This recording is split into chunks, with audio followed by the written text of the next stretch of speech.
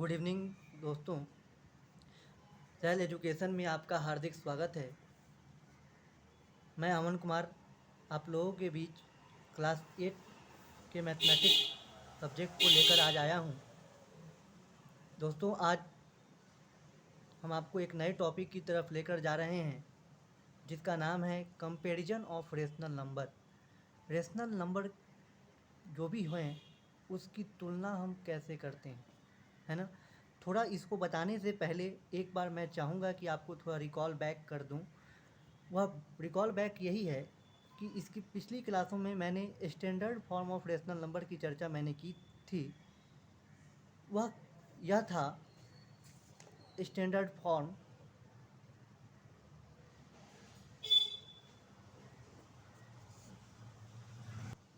-33/44। अगर ऐसा केस है तो यहाँ पर हम क्या करते थे, इसको इस तरह से फॉर्म में हम लिखते थे,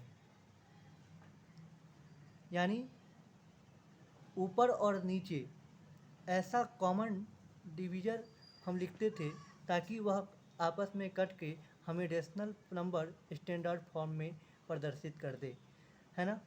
दोस्तों, यहाँ पर -33/44 में यह तो कॉमन डिवीज़र तो होता ही था, इसमें कोई संदेह नहीं है। लेकिन इसके साथ साथ इसमें एक बात और थी कि यह यहाँ पर जो हमारा क्या है, इसको हम न्यूमरेटर बोलते हैं। यह क्या है, इसको हम डिनोमिनेटर बोलते हैं, है ना। और यह रेशनल नंबर भी है। क्यों दोस्तों? क्योंकि इसे p/q के फॉर्म में हम डिनोट करते हैं और यहाँ q जो है वो हमारा जीरो नहीं है। यह दोनों कंडीशन यहाँ लागू हो रहा है, इसलिए हम -33/44 को हम रेशनल नंबर बोलते हैं। लेकिन अंतर बस इतना ही है कि स्टैंडर्ड फॉर्म जो है उसमें हम डिनोमिनेटर को पॉजिटिव रखते हैं, तो निश्चित तौर पर यहाँ पर हमारा डिनोमिनेटर पॉजिटिव है ना। लेकिन क्या है कि कभी कभी हमारा जो डिनोमिनेटर है, जैसे -33/44 यह हमारा डिनोमिनेटर पॉजिटिव है। लेकिन कभी कभी क्या होता है यहाँ पर कि यह 33 तो रहेगा ही और यहाँ डिनोमिनेटर को निगेटिव कर देगा, है ना। तो वैसी स्थिति में इस स्टैंडर्ड फॉर्म में इसको लाने के लिए हम क्या करते हैं, डिनोमिनेटर को हर हाल में पॉजिटिव बनाना पड़ता है दोस्तों। तो यहाँ पर हम क्या करेंगे, यहाँ पर हम यह करेंगे कि यह जो 33 है तो 33 एज इट इज हो जाएगा, और यह -44 है ना, इसको हम पॉजिटिव लाने का कोशिश करेंगे। तो पॉजिटिव कैसे होता है, तो पॉजिटिव जो होता है वह माइनस इंटू माइनस जो है वह क्या होता है, पॉजिटिव होता है। हम आपको अलजेब्रा जब बताएंगे दोस्तों तो वहाँ पर हम आपको साइन कन्वर्जन बताएंगे, निश्चित तौर पर आप घबराएं नहीं। तो लेकिन फ़िलहाल हमको यहाँ पर ज़रूरत है, तो इसके मद्देनज़र हम आपको यहाँ बता दें कि यह माइनस इंटू माइनस जो होता है वह पॉजिटिव होता है। तो इसमें हम करेंगे क्या, तो करना यह होगा कि यहाँ पर ऐसा लिखना होगा कि यह पॉजिटिव भी आ जाए और मान में कोई परिवर्तन भी ना हो, इसका ध्यान रखेंगे, है ना। तो इसके लिए क्या करेंगे, इसके लिए एक ही विकल्प है युवा साथियों। 1 ही एक ऐसा नंबर है जिसको किसी भी चीज़ के साथ डिवाइड करें, है ना, या गुना करें, वह वही नंबर देता है। इसके अलावा आपके पास कोई विकल्प नहीं है। तो आइए हम यहाँ पर क्या करते हैं, 1 को हम ऊपर नीचे गुना करते हैं, ठीक है। 44 इंटू 1, माइनस का साइन है तो माइनस दे देंगे, है ना। लेकिन देखिए 1 को ऊपर और नीचे तो आपने गुना कर दिया, लेकिन यह फॉर्म अभी भी सेम है, लेकिन अभी भी यह हमारा डिनोमिनेटर अभी भी यहाँ पर नेगेटिव है। तो इसके लिए हम क्या करना होगा, मैंने आपको यहाँ पर बताया था दोस्तों कि यहाँ माइनस इंटू माइनस प्लस होता है ना। तो यहाँ पर हम क्या करेंगे, यहाँ पर ऑलरेडी हमको यहाँ पर माइनस देना पड़ेगा, और जब हम यहाँ माइनस दे देंगे तो निश्चित तौर पर जो काम हम नीचे करते हैं यानी डिनोमिनेटर के साथ करते हैं, सेम एज इट इज़ वही काम हम न्यूमरेटर के साथ भी करेंगे, है कि नहीं। अगर हम ऐसा नहीं करेंगे तो इसके मान में परिवर्तन आ जाएगा दोस्तों।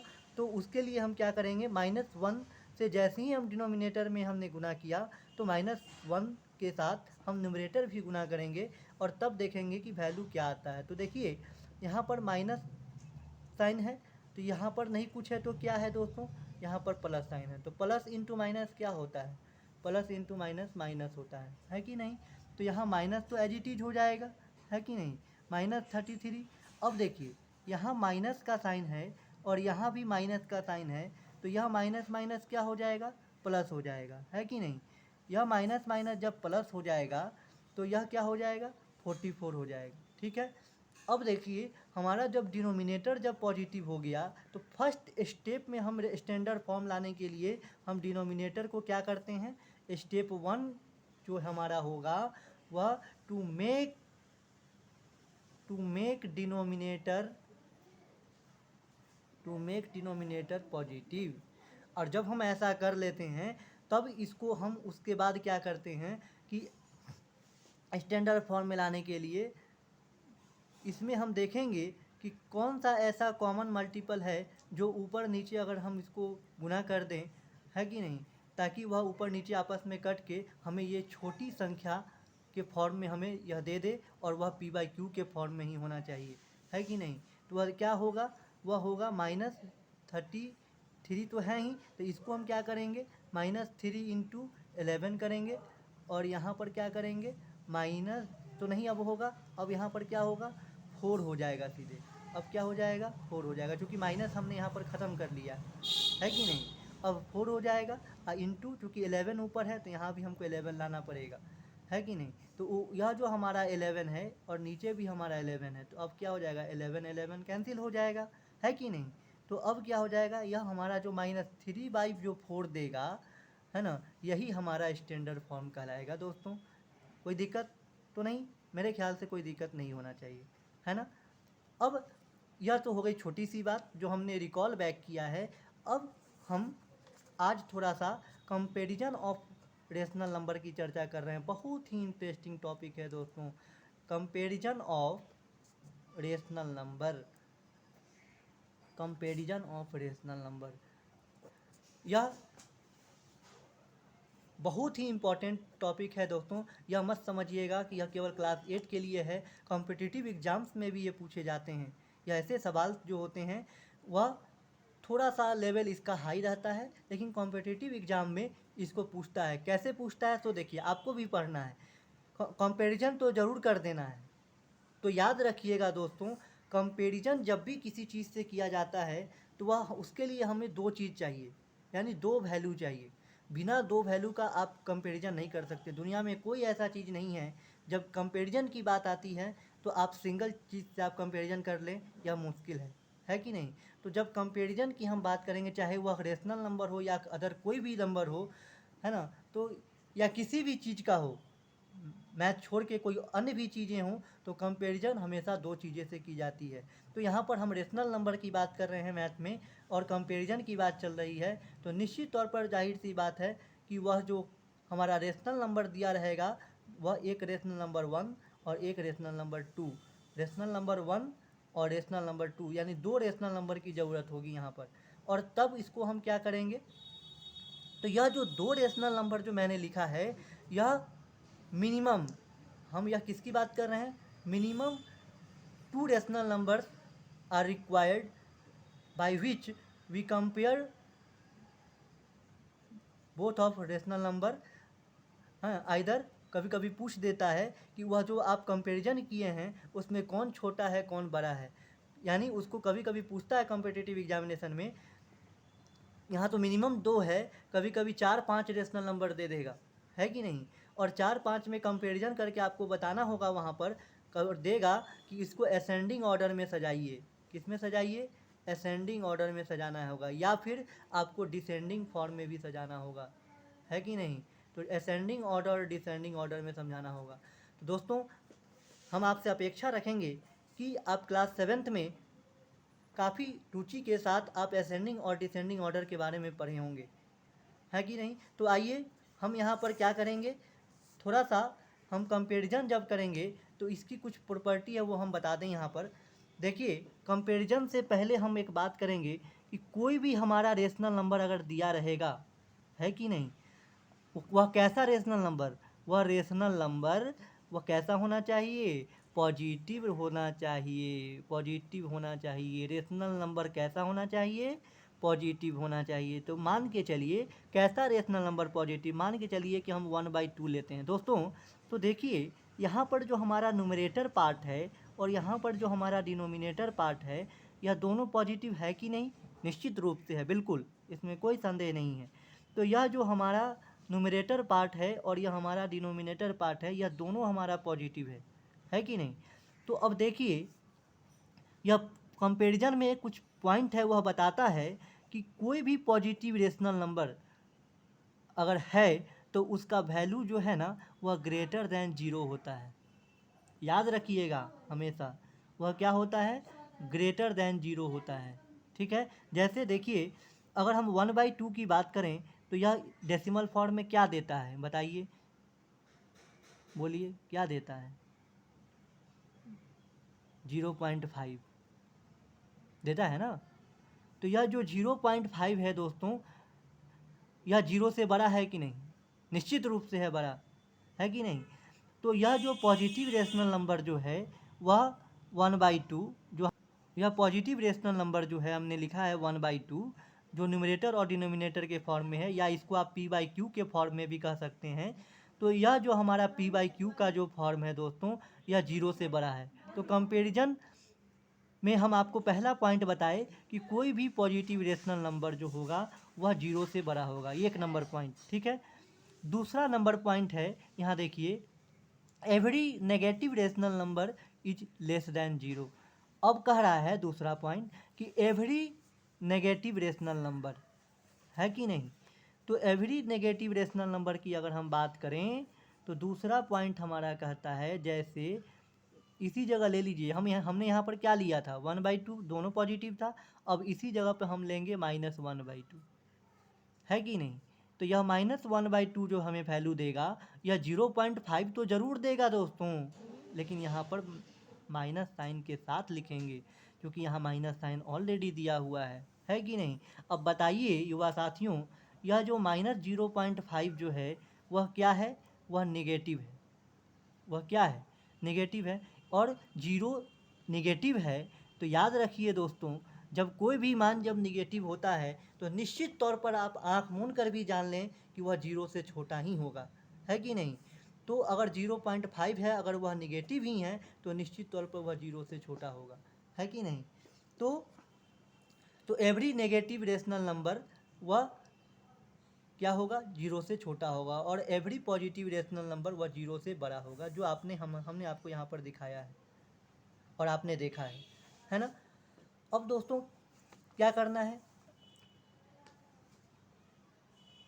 कंपैरिजन की बात मैंने कर दिया, है ना। बहुत इंटरेस्टिंग टॉपिक था, हमने आपको एग्जाम्पल से भी दोस्तों समझाया, है ना। बहुत अच्छा ही लगा होगा दोस्तों, है कि नहीं, काफ़ी अच्छे से समझ में आया होगा। अगर थोड़ी नहीं भी समझ में आई होगी तो हम रिपीट कर देंगे कभी, है ना। लेकिन हम आशा रखेंगे कि आपको बहुत अच्छी तरह से समझ में आया होगा, क्योंकि इससे आसान नहीं हो सकता, है कि नहीं दोस्तों। तो आइए हम फिर आगे चलते हैं, वह बहुत ही इंटरेस्टिंग टॉपिक है जिसका नाम है general method of comparing rational number. देखिए, अगर हम कंपेयरिंग रेशनल नंबर की चर्चा हो रही थी तो उसमें बहुत सारे मेथड हैं जिससे हम कंपेयर कर सकते हैं रेशनल नंबर को। लेकिन आप तो क्लास 8 में है युवा साथी हो ना, तो आपके दृष्टिकोण से, आपके क्लास के सिलेबस के अनुसार जो रेशनल नंबर का जो हम कंपैरिजन करेंगे वह एक सामान्य सी विधि के अनुसार करेंगे, जनरल मेथड्स का हम इस्तेमाल करेंगे, है ना। बहुत ही आसान मेथड का इस्तेमाल करेंगे ताकि आप आसानी से समझ जाइए और कोई परेशानी ना हो, है कि नहीं। हम ऐसे मेथड का इस्तेमाल करेंगे जो आपको किताब में भी पढ़ना है, आपके सिलेबस में भी है कि नहीं। तो देखिए, general method of comparing rational number का तो कंपेयरिंग हम आपको बता दिए कि अगर वह जीरो से बड़ा है तो इसका मतलब वह रेशनल नंबर कैसा होगा, पॉजिटिव। अगर कोई जीरो से छोटा है तो वह रेशनल नंबर क्या हो जाएगा, नेगेटिव। यानी अगर कोई जीरो से छोटा है तो रेशनल नंबर नेगेटिव, यानी नेगेटिव रेशनल नंबर है तो वह जीरो से छोटा, और पॉजिटिव रेशनल नंबर है तो वह जीरो से भरा, है ना। एक चीज़ आप हमेशा याद रखिएगा। अब हम जब कंपेरिजन करेंगे रेशनल नंबर का, उसमें कुछ विधियां हैं जिसमें हम आपको एक सामान्य विधि की ओर लेके चल रहे हैं, जनरल मेथड की ओर लेके चल रहे हैं, और वहाँ पर हम आपको बताएंगे कि जनरल मेथड क्या कहता है और जनरल मेथड के माध्यम से हम कंपेरिजन कैसे करते हैं। तो देखिए, मैं आपसे बता दूं कि वह जो रेशनल नंबर है जिसको हम जनरल मेथड के माध्यम से करते हैं वह क्या है। तो वह देखिए, स्टेप 1 में क्या करते हैं, स्टेप 1 में हम क्या करते हैं तो देखिए, express each of the two rational number with positive denominator. Express each of the two given rational number with positive denominator, है कि नहीं। जो हमारा पॉजिटिव डिनोमिनेटर के फॉर्म के साथ हम रेशनल नंबर को क्या करेंगे, हम एक्सप्रेस करेंगे, प्रदर्शित करेंगे। यानी जो हमारा दो रेशनल नंबर दिया होगा, है कि नहीं, तो दो रेशनल नंबर जब हमारा दिया होगा तो हो सकता है कि डिनोमिनेटर हमारा कुछ पॉजिटिव भी हो सकता है कि डिनोमिनेटर कुछ हमारा निगेटिव भी हो। तो जो हमारी डिनोमिनेटर पॉजिटिव होगी दोस्तों, उससे हमें तो कोई दिक्कत नहीं है नहीं, वो तो एज इट इज रह जाएगा। लेकिन जो अगर हमारी डिनोमिनेटर अगर निगेटिव है तो उसको हम पॉजिटिव करने का पहला प्रयास करेंगे, जिससे हमारा सारा जो भी रेशनल नंबर दिया रहे, 2 3 4 जो दिया रहे, उसका सारा डिनोमिनेटर का फॉर्म पॉजिटिव आ जाए। सबसे पहला स्टेप हम यही करते हैं, ठीक है। जैसे हम आपको यहाँ पर उदाहरण के तौर पर समझा दें, नहीं तो लगेगा कि सर ये क्या लिख दिए, है कि नहीं। थोड़ा एग्जाम्पल की भी मैं चर्चा कर दूँ यहाँ पर। जैसे दो रेशनल नंबर दिया है, जैसे मान के चलिए एक रेशनल नंबर दिया है 3/4, ठीक है दोस्तों। फर्स्ट रेशनल नंबर दिया है, यह रेशनल नंबर है, कोई शक तो नहीं, क्योंकि यह p/q के फॉर्म में है ना। और q क्या है यहाँ पर, 0 नहीं है। तो जो हमारी रेशनल नंबर की डेफिनीशन है वह इसको फुलफिल कर रहा है। तो निश्चित तौर पर जाहिर सी बात है कि यह हमारा क्या होगा, रेशनल नंबर होगा। अब दूसरा रेशनल नंबर अगर हम ले रहे हैं, जैसे मान के चलिए -3/4, तो देखिए यह जो डिनोमिनेटर है 4, इसमें माइनस लगा हुआ है, ठीक है। तो अब बताइए, जब हमारी डिनोमिनेटर में माइनस लगी हुई है तो इसको तो हम पहले पॉजिटिव करेंगे, है कि नहीं। हो सकता है एक और दे दे, तो मान के चलिए कि 4/-5 दे दे, ठीक है। तो यहाँ भी देखिए हमारी जो डिनोमिनेटर है वह निगेटिव दे दिया, तो इसको भी हमें पॉजिटिव करना पड़ेगा, है ना। तो वही कह रहा था कि जो हमारी रेशनल नंबर अगर दी हुई है तो जो पॉजिटिव है उसके साथ तो कोई बात नहीं है, लेकिन अगर हमारी निगेटिव है तो उस तमाम रेशनल नंबर के डिनोमिनेटर जो हमारा पार्ट होगा उसको हम पॉजिटिव करेंगे। यही पहला स्टेप कह रहा था, है कि नहीं। तो दोस्तों समझ गए होंगे, कोई दिक्कत तो नहीं। चलिए, बिल्कुल कोई दिक्कत नहीं होगा। अब आइए स्टेप 2 में हम बात करते हैं। तो स्टेप 2 की बात मैं करूं तो वह क्या है, तो जब आप दी हुई रेशनल नंबर के फॉर्म्स को आप पॉजिटिव कर लेंगे, तो उसके बाद जो हमारी रेशनल नंबर होगी उसके डिनोमिनेटर का जो पार्ट होगा उसका हम क्या लेंगे, उसका हम एलसीएम लेंगे। एलसीएम का मतलब समझते हैं दोस्तों, एलसीएम का मतलब होता है एलसीएम।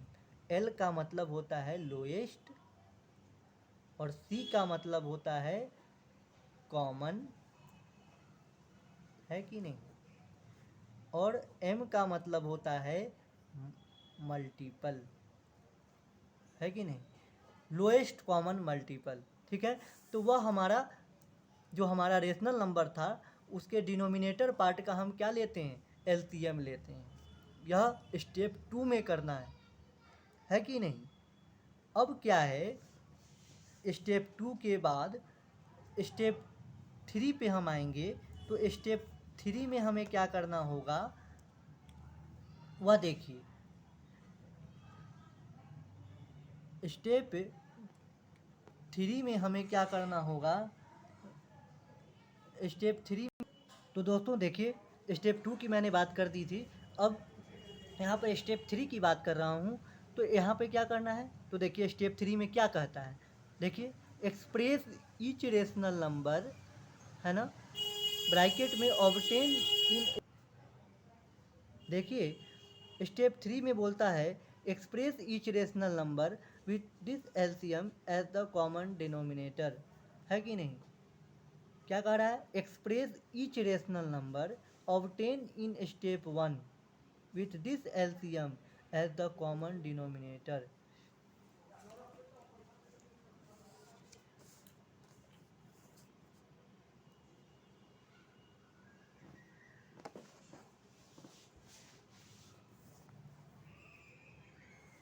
ये स्टेप 3 की बात है। और स्टेप 4 एक बार हम साथ में ही पढ़ दें।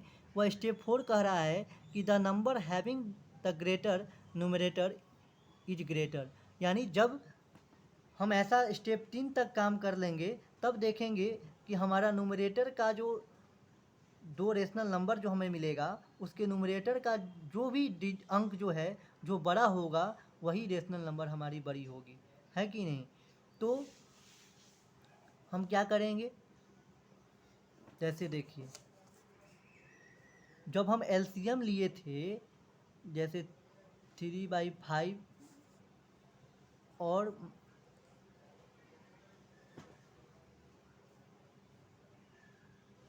4/3, तो जब हम यह 2 रेशनल नंबर है और यह दोनों हमारी पॉजिटिव है, तो इसका एलसीएम क्या होगा।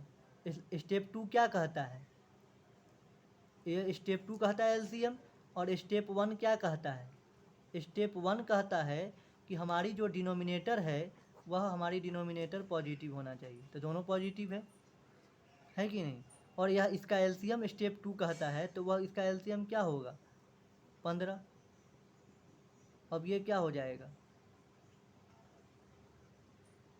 इसका एलसीएम 15 हो जाएगा। अब ये क्या हो जाएगा, 5 से इसको डिवाइड करेंगे तो 3, तो ये क्या हो जाएगा 9, और इसको क्या करेंगे 3 से इसको डिवाइड करेंगे तो 5, तो ये क्या हो जाएगा 20, तो ये हो जाएगा 20/15, है ना। तो अब क्या हो गया, जो हमने एलसीएम लिया था स्टेप 3 में क्या कह रहा था, जब हम एलसीएम ले लिए तो हमारी डिनोमिनेटर क्या हो गई, देखिए हमारी डिनोमिनेटर कॉमन हो गई ना, कॉमन हो गई। तो स्टेप 3 तक हम ये काम कर दिए। स्टेप 4 क्या कह रहा था कि the number having the greater numerator is greater, यानी 2 रेशनल नंबर जब हम एलसीएम लेने के बाद हमें जो प्राप्त हुआ था वह भी हमारा रेशनल नंबर ही है, और ये भी क्या है, रेशनल नंबर ही है ना दोस्तों, यह भी रेशनल नंबर है ना। तो यह जो रेशनल नंबर है, जब हमारी डिनोमिनेटर एलसीएम के बाद क्या हो जाती है, कॉमन हो जाती है ना।